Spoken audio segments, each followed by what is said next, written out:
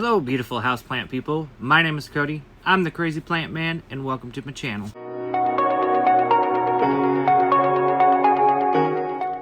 In today's episode, Alice, the Alocasia cooperi, has been kind of nosy and wanting to know what new plants I got propagating. So, we're going to go over that today. We're also going to go over what kind of tools, containers, medium that I use for all my propagation. So it is the dead of winter right now, so I'm not using any soil propagation right now. So this will kind of be my winter guideline for winter propagation. So the containers that I like to use are either ones that are somewhat airtight or airtight. For example, I've got two right here in front of me. One is the Sterilite brand from Walmart. I just picked them up. I think these are like $2. And another one is an actual airtight one that has clamps all the way around it. I don't remember the brand of this one. I picked it up at Macy's, I want to say, on Black Friday. And I've thrown the box away already, so I can't remember what brand it is. Now, Walmart sells another brand. It is called the Brilliance by Rubbermaid. And this is a 10-piece set I picked up at Walmart for $20, and it'll do the same thing that these right here will do. So, I like the airtight ones, and I like the Sterilite ones as well. So, let's go ahead and get started with what I've got in the Sterilite containers, because I have 3 of them. So, in container number 1, full of sphagnum moss, and that's all that's in this is sphagnum moss as the media, the growing media. I keep it moist. This I may have to spray with a mister, I'd say every 3 months, because these containers are very well airtight and whatnot. So what I've got in here are Syngonium rayi. There's quite a few in there. I started off with like 2 cuttings, and they just kind of taken off like crazy in here. I've got a Cissus discolor in here. I've also got a Cissus amazonica in here as well. With Cissus amazonica, I found the best propagation method for them is sphagnum moss. Keep them moist, keep them humid, and they'll root very, very well in here. There is a Rhaphiphora cryptanthum in here, and then there is it's hard to see, he's right here. That is a type of piper. It's a piper species, maybe Ecuador. I cannot remember the name of that one. So that is container number 1.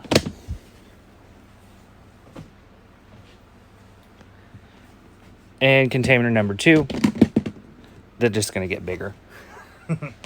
And container number 2, right here, we've got a bunch of Rhaphiphora hayi cuttings. Those take off like crazy in here as well. This right here would be a white knight philodendron. Ain't so white no more. He came to me with root rot, so I stuck him in here, and he's rooted up quite nicely. See the little red root right there. Our next one would be right here. This would be a Burl Marks Fantasy cutting that I just got in the other day. Super excited about having one of these, because I've never rooted a cutting, actually. I do have full plants. I'm actually looking at one right now.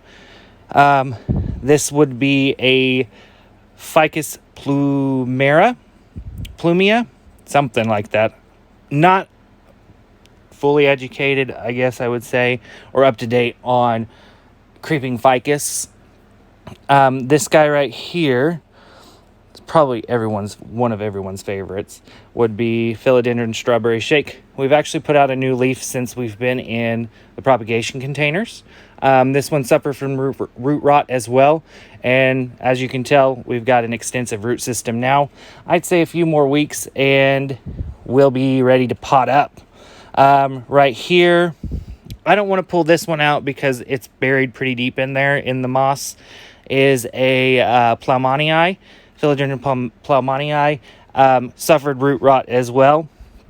And if you can see this right here, that would be Philodendron El Chaco Red. There's 3 cuttings in here, sporadically throughout in here, and they're doing wonderful. Started off with 1, noticed 3 growth points, so I chopped them into 3 different pieces, and they've rooted. Eventually, we're going to get to where we can pot those up as well. So pop the lid back on this one, and go on to the next. So this one is my biggest container, and I'm going to bring it forward so you guys can see what's inside of it. So inside of here, we've got a bunch of varicosum cuttings. There's 1, 2, 3, 4, and 5 varicosum cuttings. 1 is actually rooted, which would be this guy right here. So he's actually ready for a pot. But the other 4 are not just yet. They will be here in a few weeks or so. Very, very happy plants. I got these in Thursday. Very, very happy with them. And then we actually have a philodendron sotoroi ready to be potted up as well. It is fully rooted in a little cup. So I'm happy about that. I don't think you can see. We're a little bit foggy, so you can't see the roots in there. So that would be all of the Sterilite containers.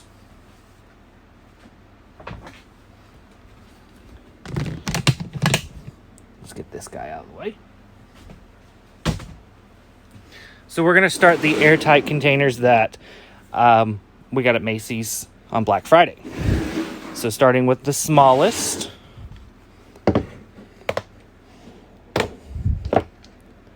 Would be, this is a Begonia U400 cutting, just a leaf cutting that I took, I'd say a few weeks ago. And as you can tell right here, it has already started to root. So here, I'd say in the next month and a half, we start seeing little plantlets start growing right here at the base of the petiole, which is very exciting. I can't wait to see that. It's a beautiful plant. The mother plant is beautiful as well. I was questioning this cutting to begin with because of some, a little bit of browning right here, but I don't think that has slowed this plant down once. All right, on to the next. We have the 3 pink princess cuttings that you've seen in my introduction video. From that introduction video to now, we have another one that's got a nice little root growing on it. And the one that had the nubbin is actually got like 3 nubbins now. So we've got a root here, and a root that's actually got it anchored into the sphagnum moss right now. And as you can tell with these containers, they hold moisture wonderfully, and I love them for that. They also all stay on heat mats. Heat mats, Amazon, link in the description. And I can't wait for these to start producing leaves so I can see what kind of leaf coloration these pink princesses have.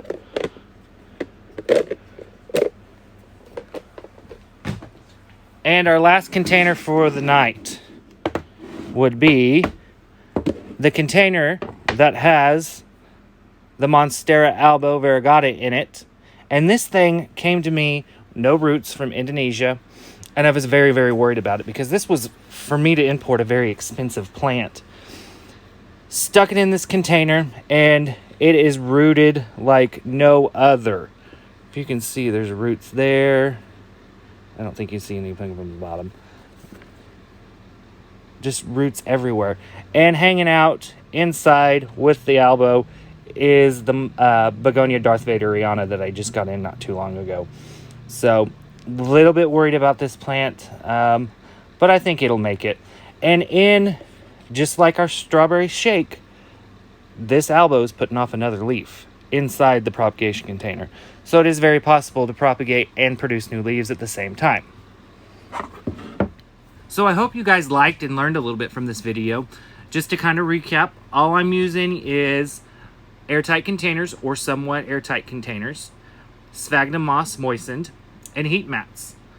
A lot of my propagations are under grow lights as well, which I use Sansi grow lights. Link for all of that, sphagnum, heat mats, grow lights, all going to be in the description. And if you have any questions, feel free to DM me on Instagram, and I will gladly answer any questions. Thank you for joining, and until the next one, we'll see y'all later.